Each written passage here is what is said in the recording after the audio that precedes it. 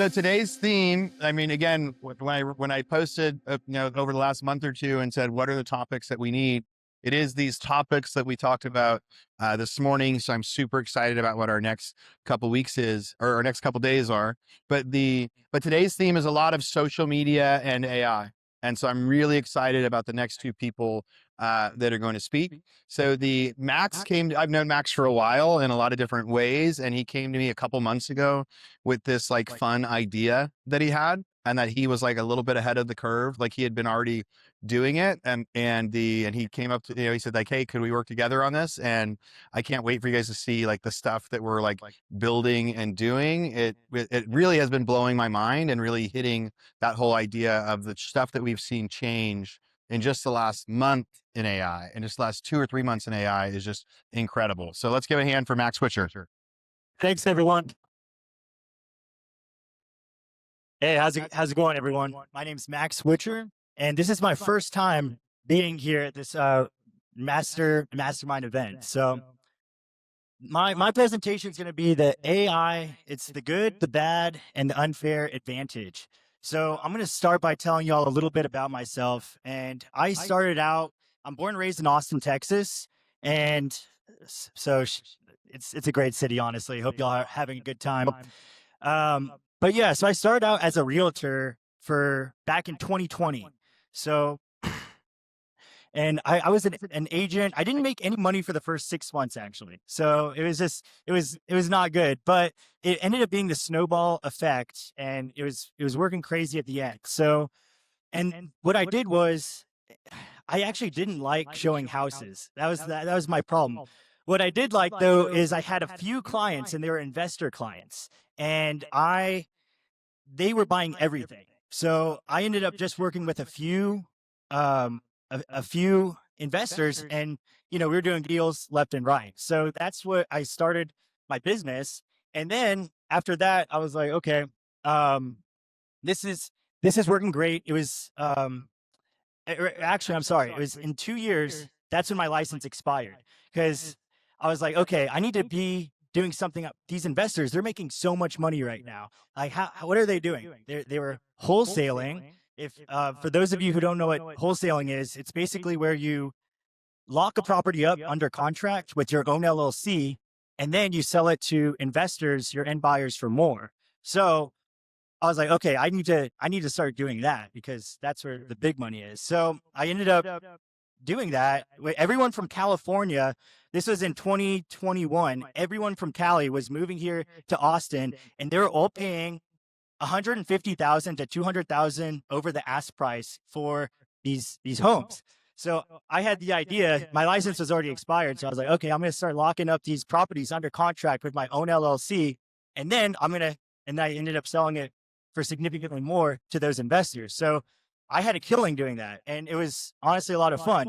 But then what happened was I guess my ego got in the way, and I ended up going to Miami, and I spent all my money. So, and for any of those who can relate. So I literally had $0 to my name, and I was like, that's okay. I'm going to move back to Austin. I'm going to make all my money back. And then sure enough, the market was completely crashed. It was like and I was like, oh my God, I got to restart like over again. So I was like, what is the thing how do I make money again? So I was doing research. I looked up a lot of YouTube videos, and it was this AI texting stuff. So I used a program. It's called Go High Level. I'd highly recommend writing that down. But I used that, and I was like, okay, so I'm not a realtor anymore. So should I continue wholesaling?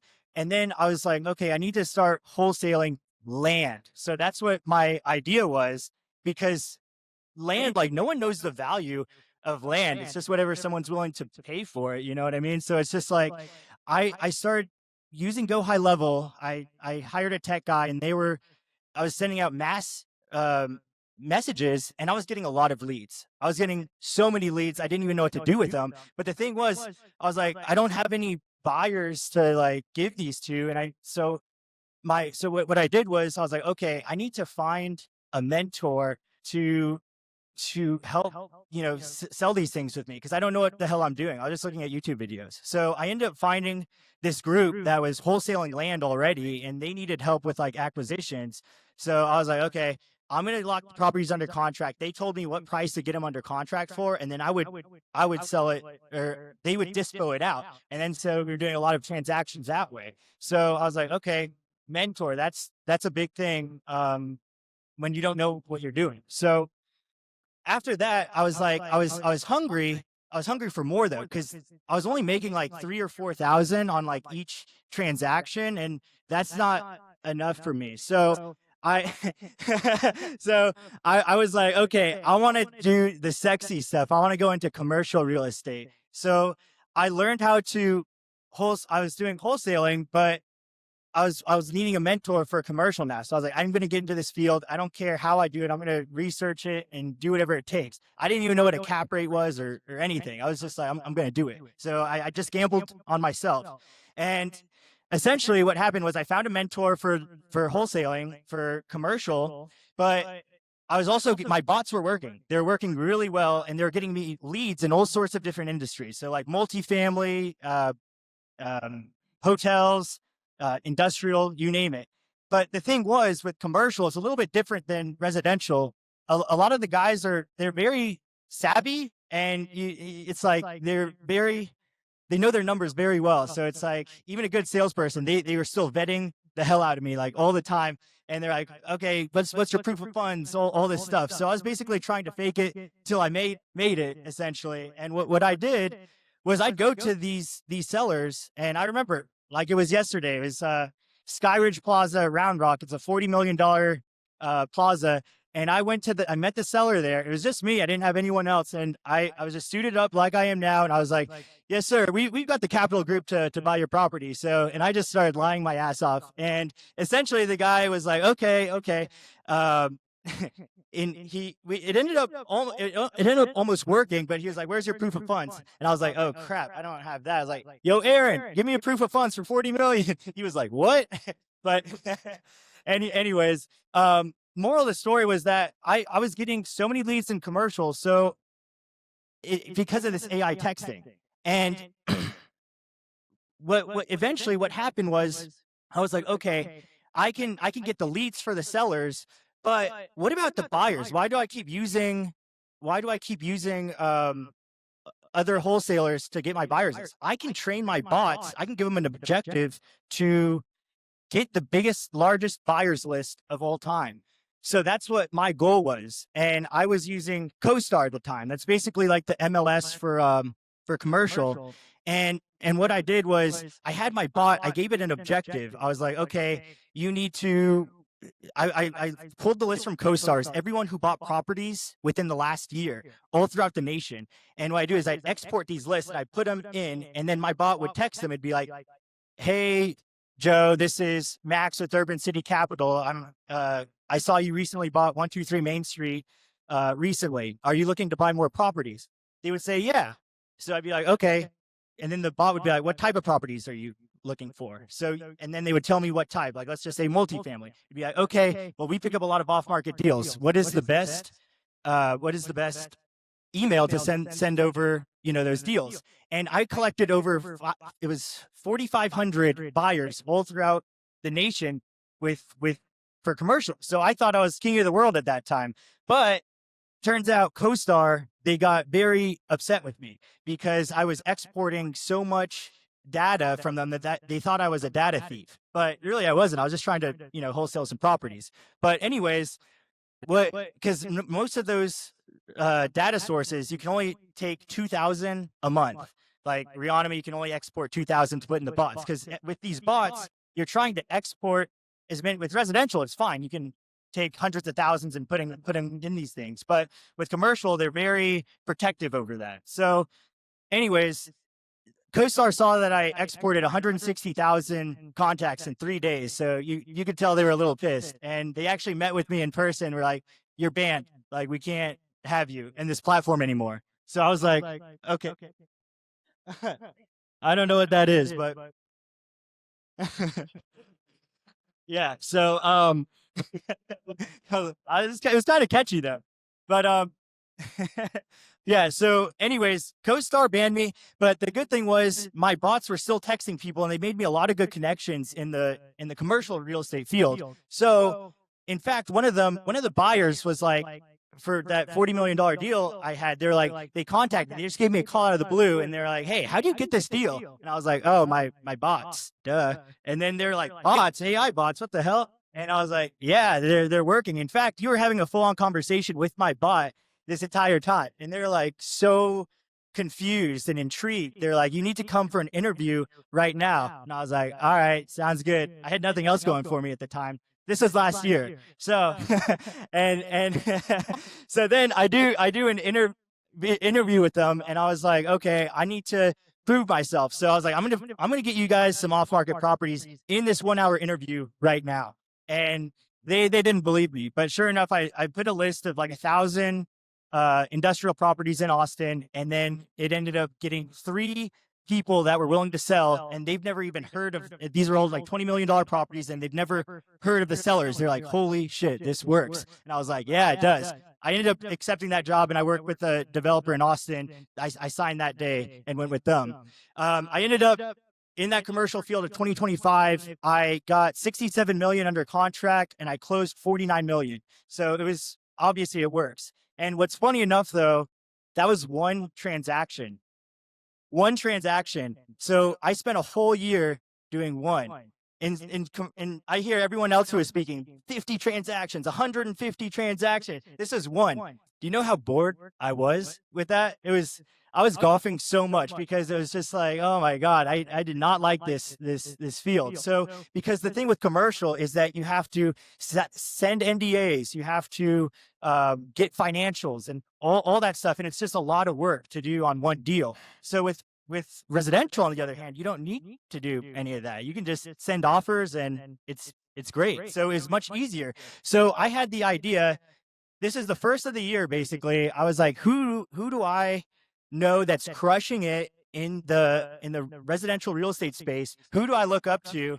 And and of course that was Aaron. So he was the first person I came up to, and I randomly saw him on a night out, and I was like, "Hey, dude, have you incorporated AI into your business?" He was like, "No." I was like, "Oh, well, we're about to make a lot of money then." So, so, so sure enough, we now we have 3 businesses together. We've got a real estate business, we've got a paint business, and we have a lead generation business for realtors. So, and now here I am right now. So that's a little bit about my background and what I'm going to that's one of those caricatures that you use ChatGPT with. So I thought that was kind of funny. But yeah, basically what we're going to talk about today is, I already went through my background, why AI texting, the AI system, what's working, what's failing, the real risks, why it's the future, and what to do now. So why I went all in AI texting is because I think that our time is the most valuable resource that we have. So why just go on the phone with one person when you could be talking to 100 people at once, and you can give them the same objective and your same personality? That's what my bots are doing. So you just get to hit more people in less time. This is the system that we built. This is what it looks like in our office. I've got a bunch of phones. I've got 13 to be exact. On the on the top over there, those are our paint bot phones. So for the paint business, it's asking people for like interior and exterior painting, because there's very high margins in the painting business. And then at the bottom, we've got our real estate for wholesaling foreclosures. So, and that's what my little desk looks over there. For those who don't go into the office, I think the office is very motivating. I see a lot of the office people I work with over here, and I love the environment over there. So I think working in the office is very motivational. I think everyone should do it. These are some videos that I made of my bots texting, just so that you get an idea of kind of, okay.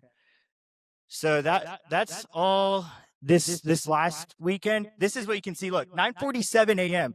Look how many people is texting at 9:47 a.m. Just like, it's actually insane. I've got another video right here.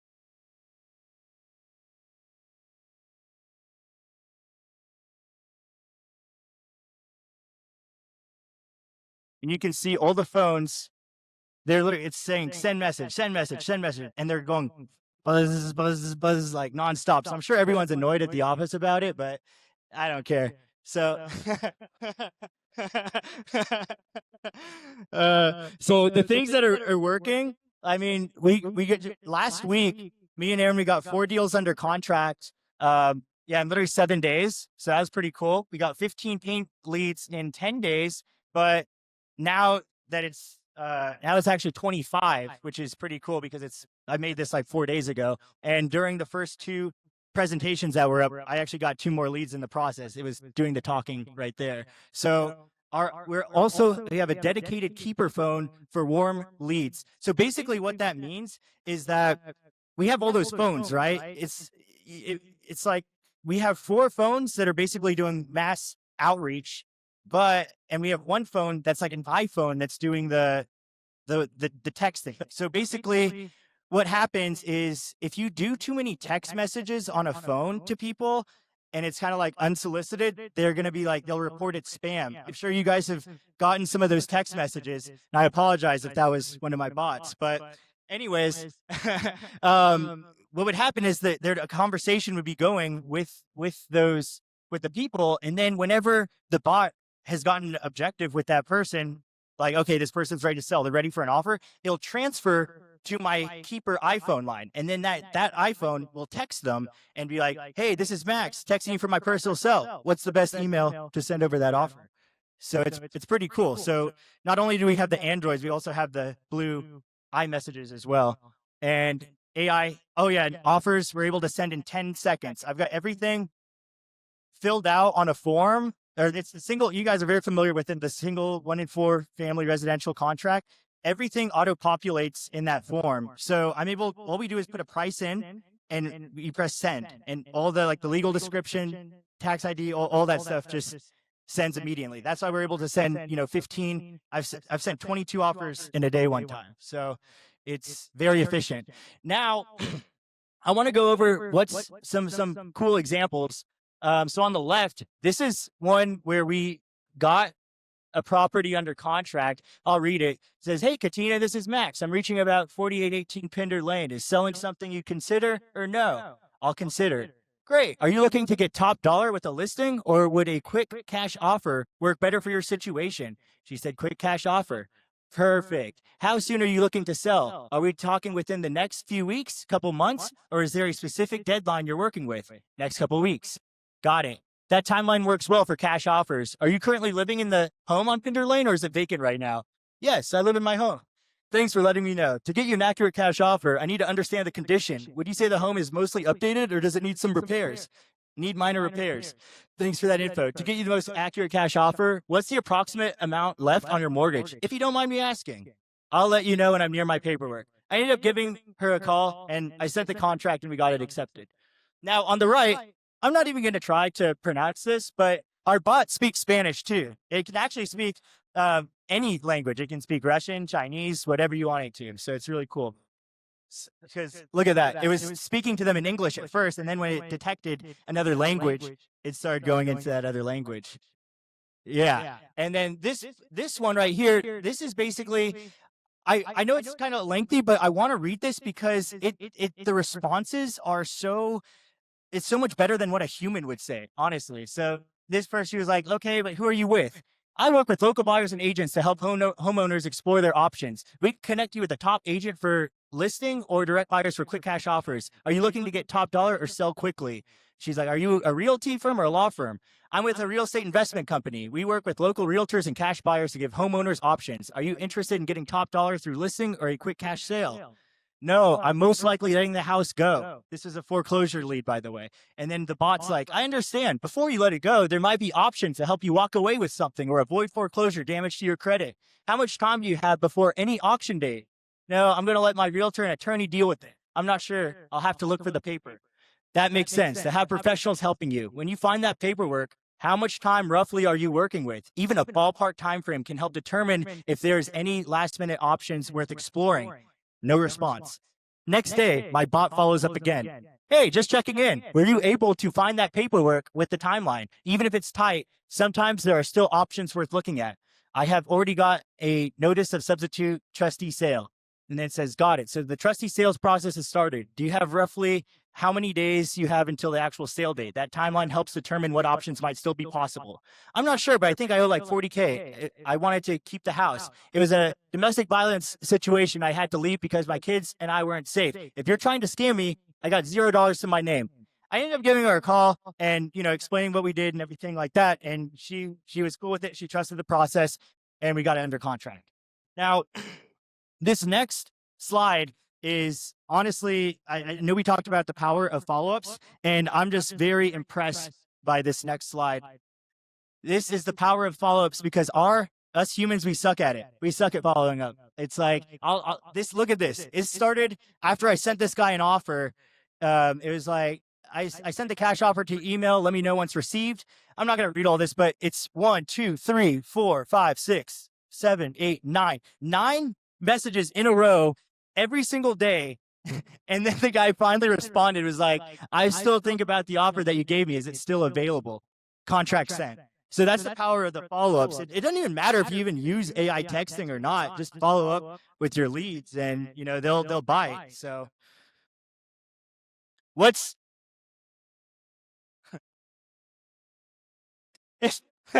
Well, hey, like there's like very little variation from one to the other. It's just like the same text, that's the same text, that shit version.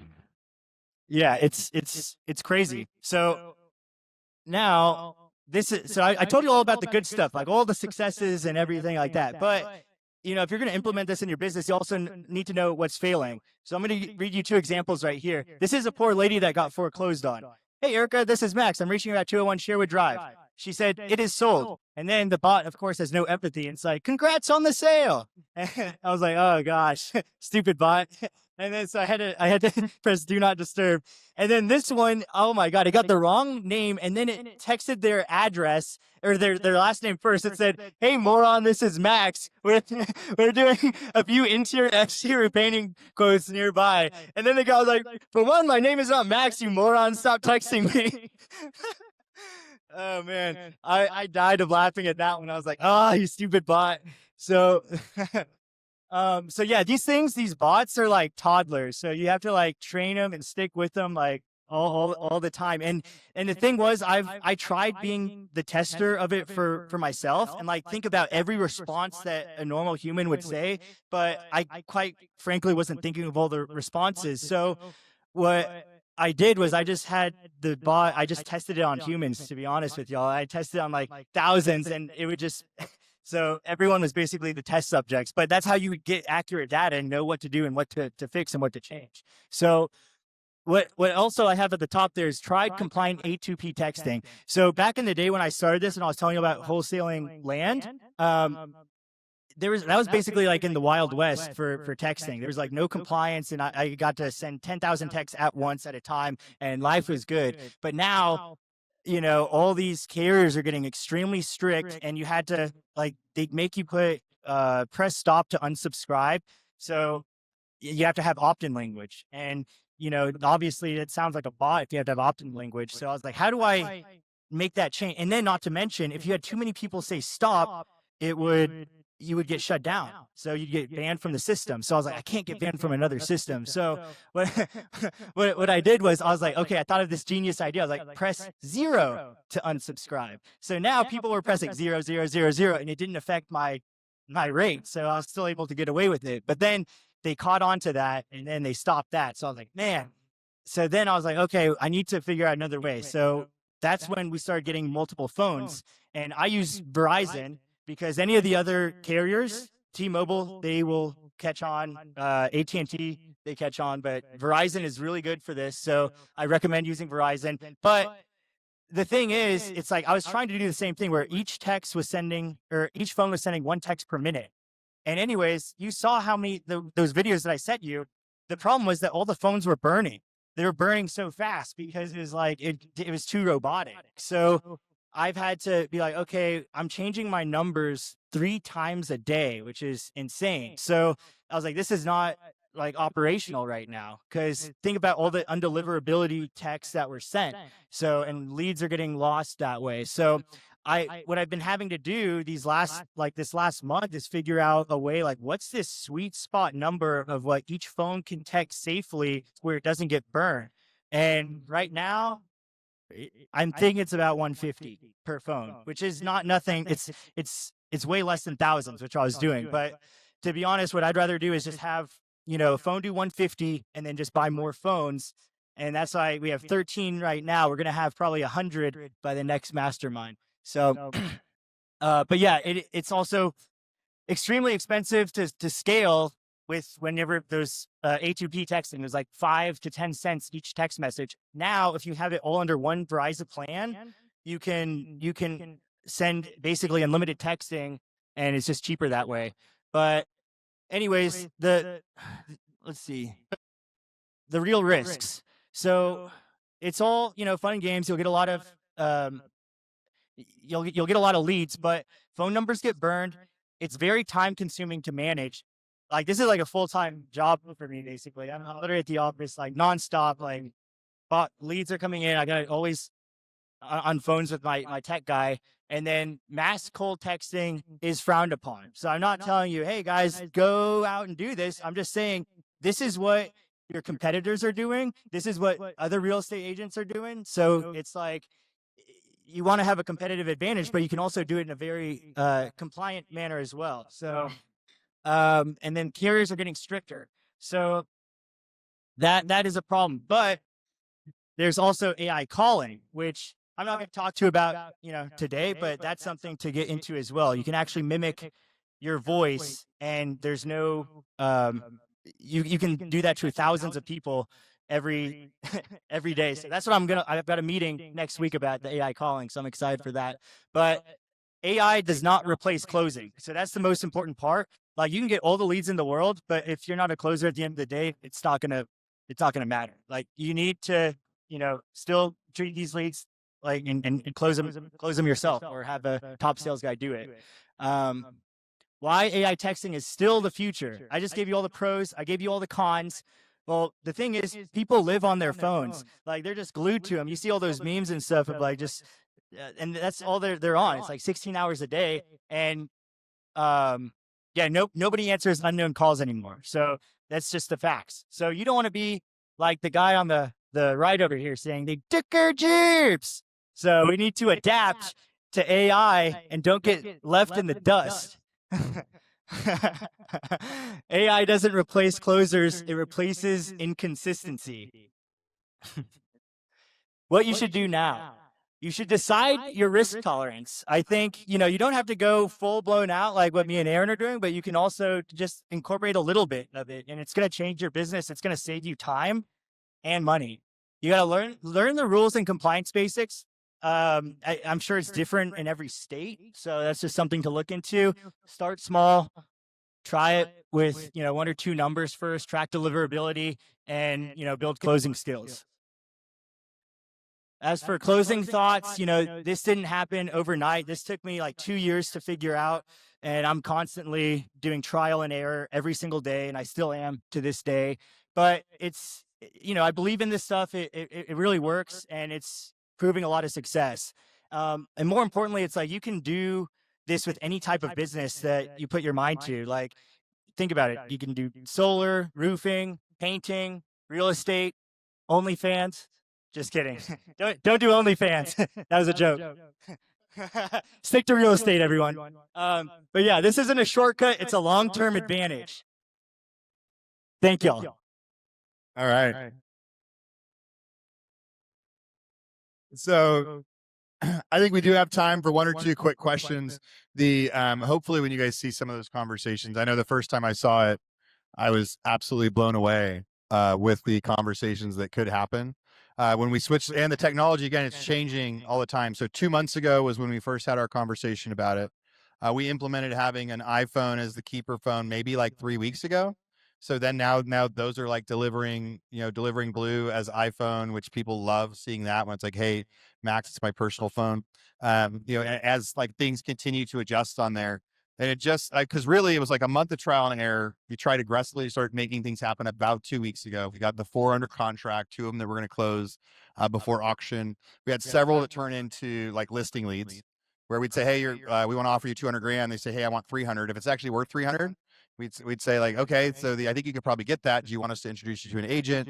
Then we are introducing them to agents, and agents are going getting the listings for those. And then the biggest reason we wanted to convert over and try, like, I think next year we'll have a painting business, a siding business, all those different things that generate from it, because my other company has like the leads, right? The names, the numbers, the people, and then being able to just like send that out there. But it's like any sort of product that you can sell. But painting was a quicker markup.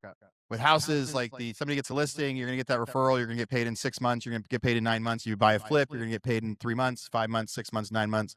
But with things like painting or siding or things like that, we think we can start to make, $4,000 to $8,000 a job within just a short, within like a 30-day time frame instead, to help pay for the infrastructure for that long-term stuff. So I'm sure there are a couple questions. We got one over here. Stephen Lamb from Bay Area, San Francisco. Where are you getting the leads and the cost of the leads to push into the AI bot? And is it a software that you created, or is it the actual software that you're paying for the service to use in order to push it out? Good question. So I'm using Aaron's lead business. It's called PropHawk. If any of y'all ever heard of it, PropHawk. Yes, I would write that down. It's similar to PropStream and Deal Machine, but honestly, I've noticed better results with it. And I think the leads are 14 cents for skip tracing or something along those lines. So yeah, and it's great. So his dev team sends us leads like nonstop. And so PropHawk is what I use for that. As for Go High Level, like to get yourself started, I believe it's like somewhere in the $300 to $500 a month range. I don't know exactly what it is, but that's roughly how much it'd be to get started. We don't have our own dev team for that. We just have a guy from Go High Level who built everything for us. But I was the one that told him, I was like, hey, I have this idea for this bot and this objective, make it happen for me. And the guys from Go High Level, if you have a competent one, they'll be able to do that for you. Yeah. And then you pay for the phones. All right. I am Will from Portland, Oregon, and I was just a little curious about when it comes to the hallucination/error rate. What percentage of the text usage that had kind of the whoopsies that you had on there, and was trying to get a little bit of a better sense of that, along with what prompts you usually use in order to create or really reduce that error rate. His question was, what percentage of the texting is the weird ones where it says congratulations, you got foreclosed on, and or like, have you updated your prompts to prevent that? Okay, so I just put the PG ones up on here for y'all, but there's some pretty bad ones on there. But I would say where it has like a total screw up, like at first in the beginning when I was doing it, it was all the time. Like it was bad. Like sometimes, but it wouldn't be just stuff that it would say, but sometimes it would text someone at 1 a.m. or something like that. It'd be like, hey, you want a paint quote? I'm like, and then it'd be like, it'd send like maybe 5 messages in a row from my keeper line. It'd be like, hey, this is Max.